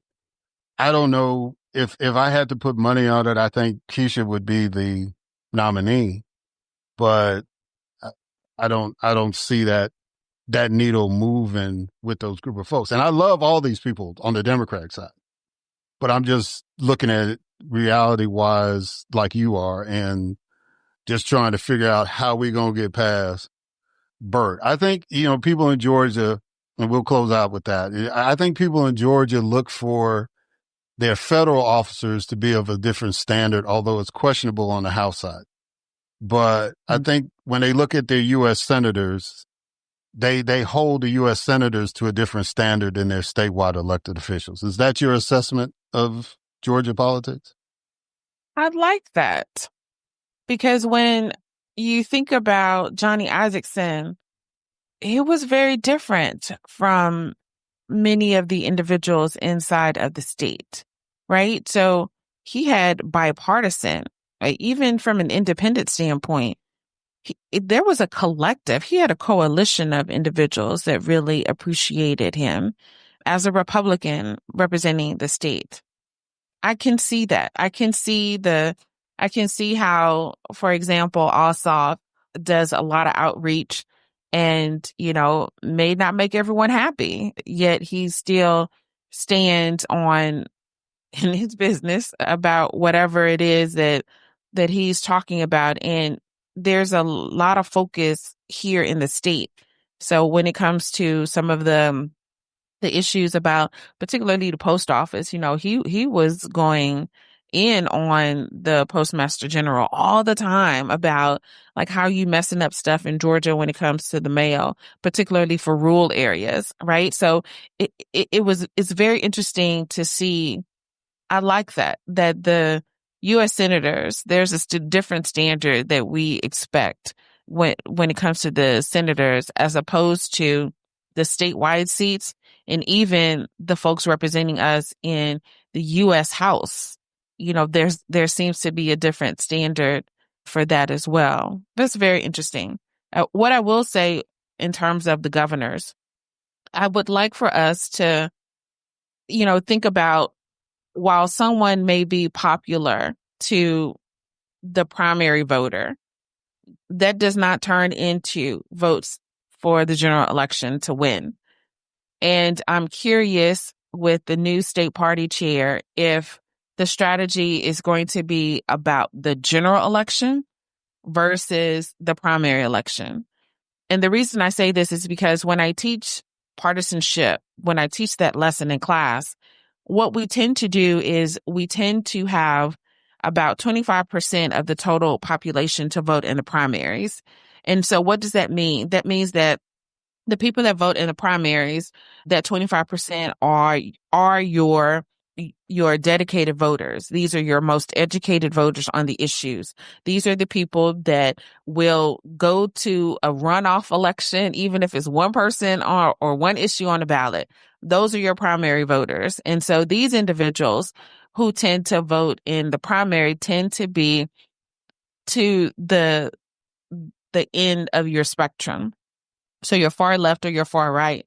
And what tends to happen to us is that 25% then chooses who the candidate is. And then when we get to a general election and perhaps another 40, 45 or 50% start paying attention, they don't like either choice. Well, they don't like either choice because they didn't participate in the primary, and the people that participate in the primary really like the choice that they made. So then it becomes that bane of my existence phrase, the choice between two evils. I hate that so much. It is because we as a collective have not participated in the primary election. So we don't like the choices in the general election. Well, we got what we got from the people that voted.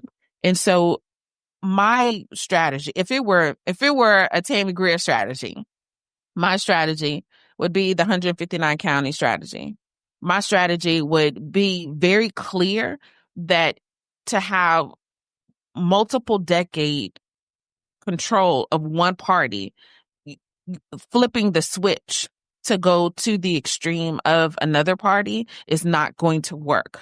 That there is a level because people are afraid of change, regardless of what they say. People fear change. So we have to take those.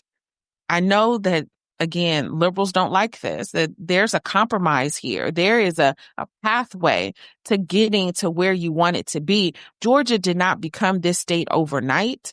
California did not become California overnight. New York did not become New York overnight. There was a progression there. And if we could do this progression, you can get people who are waffling on your side, and then you can gain more. However, if you just leap from one hot pot to the other, everyone is going to get burned at that point, and then you're not going to get long-standing, long-lasting support. Yeah, well, I'm gonna leave it at there because I've stretched out your time as much as I could, and but I appreciate that assessment because again, I agree with you. You got to have And that goes to every state. That's not just in Georgia. If you're listening in Idaho, however many counties in Idaho, we need the Democrats to compete in every one. In Wyoming, you only send one person to Congress. It's a statewide race. You might as well make it a multi-county strategy. That's just me. Anyway, how's the new book coming? When is it going to come out? And how's the coffee shop thing going? You still got the coffee shop class happening? So the book is coming along well. Can you cut this part out? I've gotten so many rejections. For my book. It's very interesting. I'm hoping now with this new administration coming in, people are revisiting my book. So processing that part. And then the coffee shop thing, what I ended up doing is going to being invited to some of these civic groups and helping individual civic groups versus doing the big thing that I really wanted to do, because the civic groups tend to be more focused on what they should do differently and how to be more effective advocates. And that's been a joy there to be constantly invited to those places. So we'll have to work on the coffee shop next year so I can get through municipal elections and some of these civic groups this year. Well, I may have a lifesaver on the book. We'll talk about that offline. But okay. As far as the podcast goes, Dr. Tammy Greer, I'm glad that you came back on. I assume the school year went well, and you're looking forward to another year and teaching some young minds. And I always appreciate you for, not just being on the podcast, but just doing that work, because we need young leaders. We need some new ideas. I just greatly appreciate you coming on and doing the work that you do. So, can I put in a shameless plug? Go ahead. Yeah. Because I was going to ask you, how can people reach you and all that stuff? So go ahead. In the fall 2025, starting August 26th is the beginning of the semester, I will teach a class entitled Protest to Policy. And this class is an advocacy class to look at what are effective strategies to move away from protesting as a solo act of demonstration, all the way through changing policy.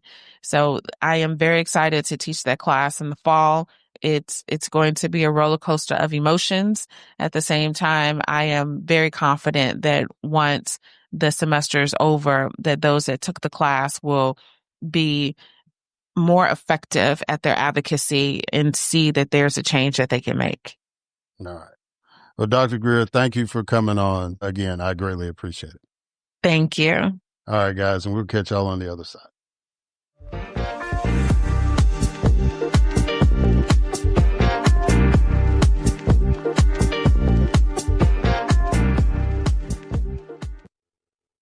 All right, and we are back. And so I want to thank Misasha Suzuki Graham and Dr. Tammy Greer for coming on to the program. Like I said in the intro, two women who are really making an impact. And, one of the things that I admire about both of them is that a lot of their work focuses in on young people. Because now I'm at that age where the young folks need to get engaged. My child is grown. Many of my peers, their children are grown. And, they're of that age, either millennial or Gen X, where they need to start asserting themselves and being more engaged in the process. So I greatly admire anybody who takes the time out to mentor young folks, whether you're a full-time professor or you just visit classrooms and educate. So, and then I'm just really honored that they took the time to come on the podcast, especially Dr. Greer, since this is her second time. So as this podcast is dropping, it'll drop on the 100th birthday of Malcolm X. I understand May 19th. So where are we now? Right? Are we better off than we were when Malcolm X was born? Yes or no? Right? You know, I think about it, really kind of got me going on this thought process when the mayor of Newark, New Jersey, Roz Baraka, was arrested. And his dad was a contemporary of Malcolm X as far as being a voice in the community. Now, Miri Baraka was a poet. And, if in the interview, I mentioned the fact that, he was a political prisoner. They tried to arrest him for assault and resisting arrest, and they had to drop the assault charges, but they still put him in jail for resisting a police officer and all that stuff. And many people during that time basically said that they were just trying to shut him up, and he was a political prisoner and all that. And so of all the mayors that you wanted to go after, you went after the son of that guy and basically falsely imprisoned him, right? If you want to pursue that, that is the definition of being a political prisoner in the United States. You're trying to shut him up and send a message to everybody else not to challenge your authority. And the your is Mr. President, right? And Kristi Noem and the rest of the cast of characters that are out there. I think, it's really, really sad that we are at this point. And it just goes back to why I have such a high regard for teachers and professors, mentors, because this country needs to be educated. And I know some people might get offended by that, but just look at the people that you are electing. Look at the people that are serving in leadership positions. And then come back to me and make the argument that the American public is educated to the point that they need to be. I'm not saying that y'all are stupid. I'm saying that you need more education, because why would a person who represents a state that doesn't border the Gulf of Mexico offer a bill to change the name of the Gulf of Mexico? If you lived in Alabama, you lived in Mississippi, that would make sense. Louisiana, that would make sense. Texas, that would make sense. Florida, that would make sense. But Georgia? I mean, even if Buddy Carter introduced it, I can understand he got confused because he represents, Savannah, or at least part of it. And that borders the Atlantic Ocean. So I can understand if he got confused, at least that's close. But you represent Rome, Georgia, the furthest away. I mean, you far away from the Chattahoochee River. You might be close to the Chattanooga River, but nonetheless, the Gulf is not even in your purview. But that's all about that currying favor and being a loyal court jester and all that stuff. An educated public would not elect people like that to office. Get up there and you bang your gavel 50 times because you just want to show that you're an authority. People respected you. You wouldn't have to bang your gavel once, let alone 50 times. But if you don't respect your colleagues, you wanted to fight your colleagues, And it's just ironic that, that young man that you harassed before you got elected, now he's the vice chair of the party that you're going to have to face every election. You know that you're going to have a Democratic opponent every time you run from now on, because that man that you harassed is now in leadership in his party. See, all that stuff comes back when you treat people badly, when you have no regard for others. There's consequences for that. Doesn't matter if you stay in a position that pays you $175,000 to $190,000 a year. Good for you. Doesn't matter that you get insider tips on the stock market so you can build your personal wealth. Good for you. Still going to pay for that, though. I mean, you can watch all these movies that talk about the devil and his arrangements with folks, people making these Faustian agreements. They pay for that. The Bible even says, what good is it for a man to have the world and lose his soul, right? There's a cost for being mean. There's a cost for being disrespectful. There's a cost for being deliberately ignorant, right?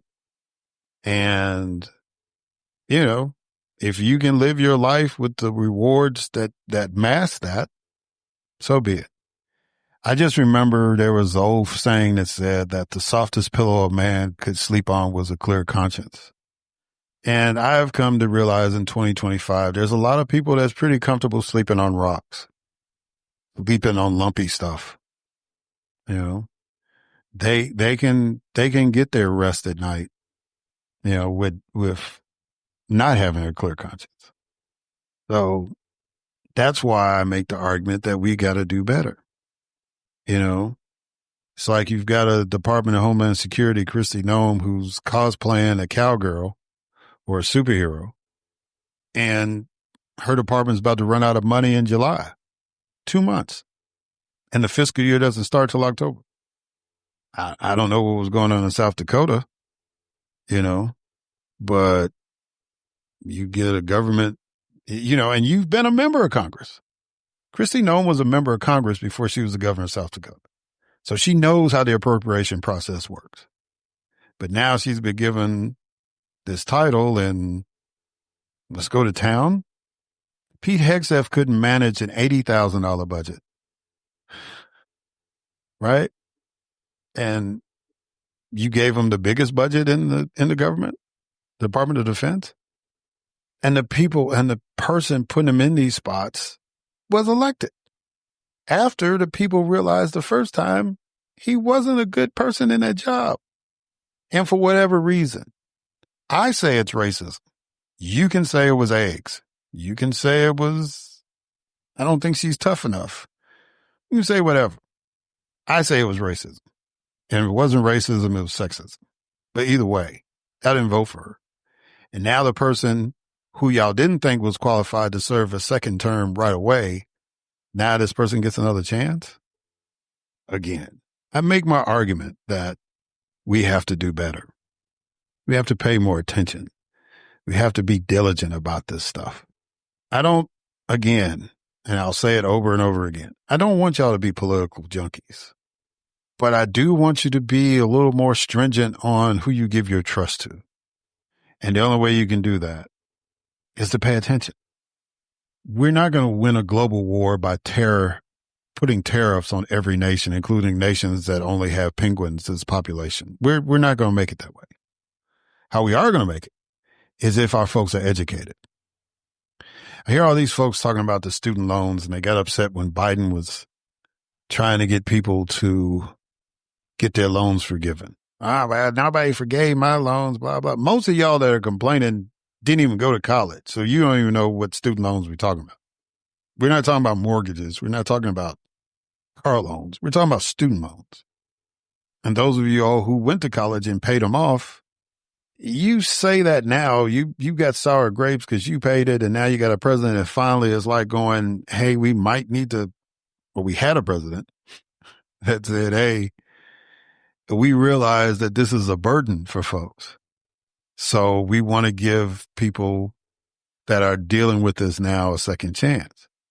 And nobody gave me a break. Well, you should have asked the president during your time when you were paying the loans to give you the break. If enough of y'all had said something, it might have happened. The whole reason why those loans were created was for national security reasons. Dwight Eisenhower created the student loan program because he wanted to get more Americans educated in the sciences, especially because he was fighting an army in Europe, the Germans. Ooh, I mean, we built our NASA program off the scientists that we captured. We say liberated. That's the more politically correct term for that military action, but we captured these people. And they started our space program. That's how advanced Germany was compared to us. the most powerful, wealthiest nation in the world. And we weren't even the most powerful then. We just proved it during World War II, but people had their doubts. Japan thought we were a sleeping giant, but they thought we were the giant in Jack and the Beanstalk as opposed to the giant that we turned out to be, right? Militarily. But we started the loan program in the issue of national security. The reason why we have the interstate highway system was because of national security. Now, of course, people figured out a way, it didn't matter if it was north, south, east, or west, to destroy black communities in putting this highway system together. But nonetheless, the highway system was also designed with national security in mind because Eisenhower saw how those German troops were using the Autobahn to get from one spot to the other, using that engineering technology they had to get those weapons where they needed to be to protect their homeland. The official name of Germany in their language is homeland. That's how serious they were about protecting it. So there's that, but we, and we've got all these people that were cast the characters and all the drama that was going on with Trump while he was out of office. Some of them that was while he was in office the first time, and even a couple of them before, right? That he's incorporated into this universe. And now most of the ones that are yes men and women are in the position, right? Don't think it's not a coincidence that Pam Bundy, our attorney general, and it needs to be reminded she's our attorney general, not his. Because when she took that oath of office, she swore to uphold the Constitution, not a loyalty oath to him. It's not a coincidence that a country that she used to lobby for now wants to give our president a $400 million gift, a jet plane, that they couldn't sell, by the way. They've been trying to sell it for 5 years. Nobody would buy it. So now they want to give it to our president. Please don't think it's a coincidence. Because then she's turning around, oh, yeah, it's constitutional. In what way? What part of the emoluments clause, as a lawyer, do you not understand? There is actually a process that if somebody wanted to give a gift, that the president say, yeah, I might want to keep that. Hey, Congress, is it all right if I keep this gift? And if Congress says no, they give it back. Congress says yes, you get to keep it. The stories that former presidents that are still alive could tell about the gifts that were offered and they had to turn down because of this thing called the emoluments clause, right? Some of the stuff is like, it doesn't even make the news. They get the gift, they send it to Congress. Congress says, okay, they get to keep it. If not, they take it back. The most any president has ever gotten in gifts, I think, was $2 million. And Donald Trump gets a $400 million gift and thinks that's okay. The attorney general thinks it's okay. And Congress is saying nothing. But now you got some congressmen saying that's a bad idea. But if they actually followed the process and said, well, y'all need to vote on that, how many of these folks that are Republicans saying it's a bad idea will actually vote against it? Right? American leaders have integrity, they have intelligence, and they have courage. We don't have people like that. And if we do have people like that, a lot of them are confused. A lot of them don't feel like they have power. A lot of them, their best days have gone past them. And, that's our fault because we just kept voting for these people. There's one congressman, I won't say his name, but I will say that he's gotten to the point in his life where he's more concerned about if his lips are chapped than helping his people. He's at that age. How do I look in public as opposed to how y'all really doing?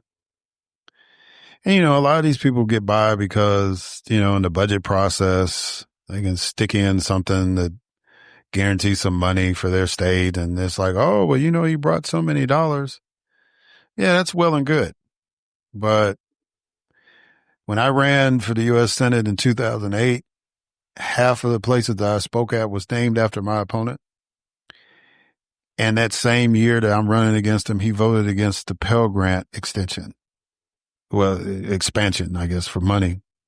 And so you got buildings on every college campus, but you're not going to vote for the money to make sure that these kids go to the college. And you were the chair of appropriations? That's crazy, right? But oh, how I long for those kind of fights as compared to whether we should rename a body of water or not. Who can go to what bathroom? The first woman to attend a military institution in the United States that was designed to train soldiers to lift the South back up again is going to die on a hill about who goes to their bathroom. And here's a question I need to ask, and I hope somebody can answer it. Everybody's upset about trans women playing women's sports. Why are you not upset about trans men playing men's sports? Where's the outrage in that? If you are against trans people, then you shouldn't want trans men playing football or baseball or basketball or anything in the men's category. Why is that not a problem? Why are you worried about trans women playing women's sports and not worried about trans men playing men's sports? I'm just asking, you know?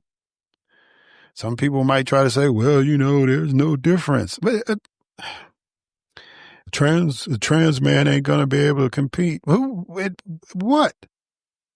If a trans man beats a dude in a swimming contest, are y'all going to be as outraged as a trans woman placing fourth and the woman that's raising all the hell placed fifth? Do realize that girl that's out here that started all this stuff and saying, oh, it's a shame. But if that trans woman was not in that race, that trans woman athlete was not in that race, she wasn't going to win anyway. And it was non-trans women, cisgender women who won the race. 3 of them were better than the trans woman. Let's get that through our heads, right? If she had won the race and the girl finished second by a split second, okay, I understand why she's got some beef, right? I don't agree with it, but that would be a more valid argument than you finishing fifth. You had no prayer. Your only claim to fame is that you bitched about it. That's it. That's what education is about. If you're educated, you know these things. If you're on point with stuff, you realize that a lot of this grievance and barking and Karenism and all this stuff it's BS. It's not substantive at all. It is all performative. It is all about the show. It is not about anything that will make our lives in society better. Nothing. President of the United States, when he's campaigning, said, I'm going to lower prices from day one, and then he enacts a tariff on every country in the world, including countries that have no people, literally penguins.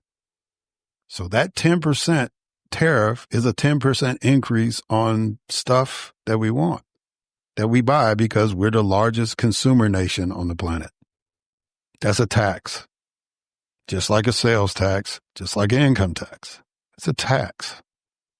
So not only when you go grocery shopping do you pay the sales tax in your state, if your state has a sales tax, but you're going to pay that tariff tax. If you're educated, you would know that, and you would be upset, and you would raise holy hell about it. Somebody brought up, Donald Trump keeps saying, well, we've lowered the price of eggs by 87%.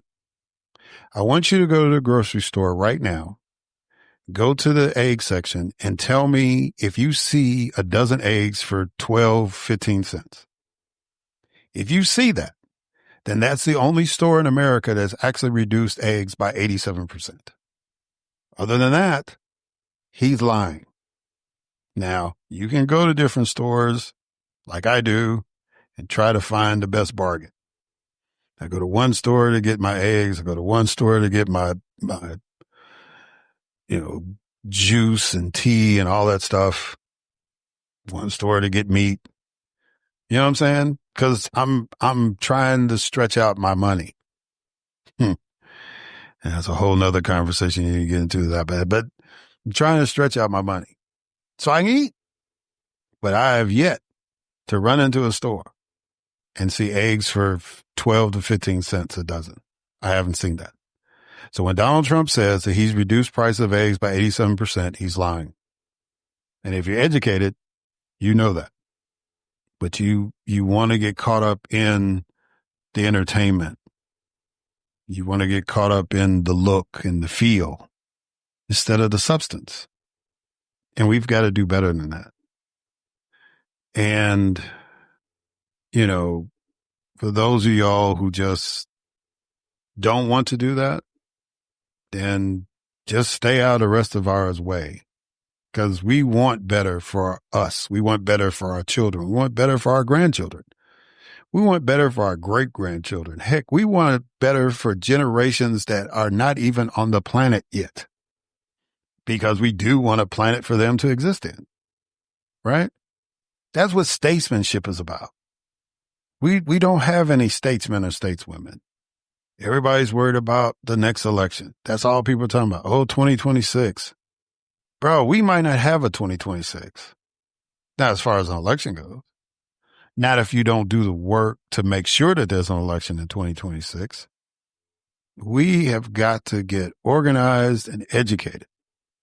Actually, it should be the reverse order. Educated, then organized, right? Because once you learn what's really going on, you're ready to hit these streets. If you think these jobs, look, in the month of April, 106,000 African-American women were laid off their jobs. 106,000. Black women should be tearing this country up, period. End of discussion. Even if you weren't one of those 106,000, you should be hitting these streets. And if not hitting the streets, organizing. Because I get it. I get that y'all are playing that long game and you realize that if black people hit the streets, then martial law hit and all that stuff. I get that. I'm kind of in agreement with y'all. So apologize for saying hitting the streets, but you better be organizing. And however that organization manifests itself, whether it's boycotts, sit-ins, sit-outs, whatever, electing people to school boards and city council seats and all that stuff, whatever you want to do, right? Get to working, starting your own business so you can hire some of these sisters that's been laid off. Get to working and get to supporting each other, right? It's like people think like in this podcast world, I'm trying to get this audience and this podcast trying to get this audience. No. If it was possible for every black person to listen to every black podcast, especially the political ones, we would be all happy, right? But we know that not everybody can be Joe Rogan. And Joe Rogan hasn't hit every white person. He's got like 3 million. There's more than 3 million white people in the United States, right? He has 1% of the population, less than 1.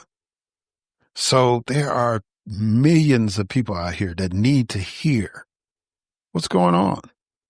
And if most of us are saying the same thing, great. Then that means you got most of us are paying attention to what's happening.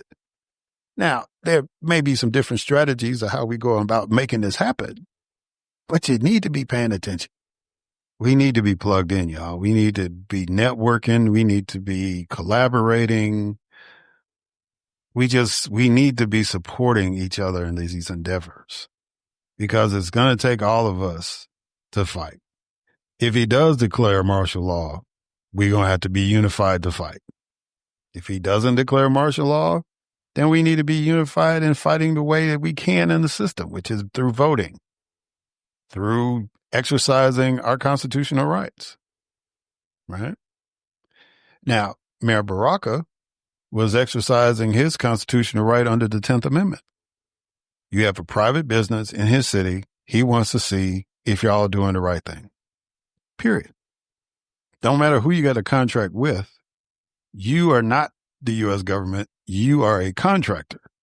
So you're a private business in his city. Get over it. You know? But we need to rally around people like him. We need to rally around the people, the elected officials that are trying to do something. Maybe that'll give them the courage to continue to do what they're doing. And maybe they'll get some ideas of how to do it more effectively. I don't know. Those black preachers out there that are trying to educate the masses while doing their godly doing and educating us about God and the afterlife, about walking the Christian walk or walking the Muslim walk or even walking the Jewish walk, because there are black Jews out there, right? Those people need support for trying to do the right thing. And just like the Bible says, you can separate the wheat from the chaff, right? You know who's out there doing the good thing and who's out there for the hustle. You should. So, I'm just grateful for those of you all who pay attention and listen to me and my guests, because I'm trying to get y'all educated. I want y'all to know that there's people out here doing the work, and we're not going to stop until things get better or until God calls us home, whichever comes first, because this is a job that we got to pass the baton. This is a relay race. When our time is up, we got to hand the baton to somebody else and let them take it from there. So we've got to be committed in the long haul. But the individual responsibility we all have is that we have to be better educated. And that old slaveholder Thomas Jefferson was right. The more educated we are, the better our leadership will be. Period. All right, guys. I'm going to end it there. Thank y'all for listening. Until next time.